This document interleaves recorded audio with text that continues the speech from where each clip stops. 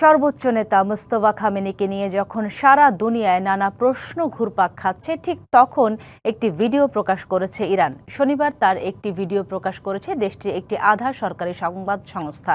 এতে আরও কয়েকজন মানুষকে মুস্তফার পাশে বসে কথা বলতে দেখা গেলেও তাদের কারো পরিচয় প্রকাশ করা হয়নি।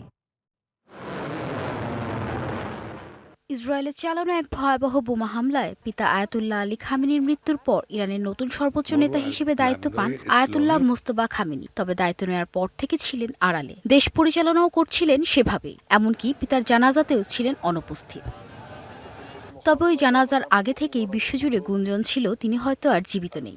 যে বোমা হামলায় পিতা নিহত হন, সেই হামলাতেই হয়তো মারা গেছেন মোস্তফা, এমন খবর দেয়া হয় বহু পশ্চিমা গণমাধ্যমে। কোথাও কোথাও আবার বলা হচ্ছিল মারা না গেলেও গুরুতর আহত হন তিনি।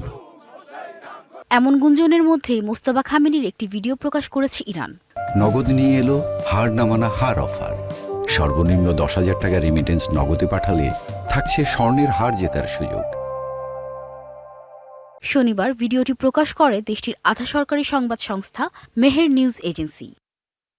এতে দেখা যায় কয়েকজনের সাথে কথা বলছেন মোস্তফা খামেনি। তবে ভিডিওটি কখন বা কোথায় ধারণ করা হয়েছে তা নিয়ে বিস্তারিত কিছু জানানো হয়নি।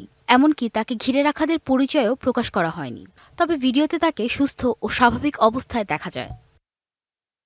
যদিও কয়েকদিন আগে এক সাক্ষাৎকারে ইরানের প্রেসিডেন্ট মাসুদ পেজেশকিয়ান বলেছিলেন, নতুন সর্বোচ্চ নেতার সাথে যোগাযোগ করা অত্যন্ত কঠিন।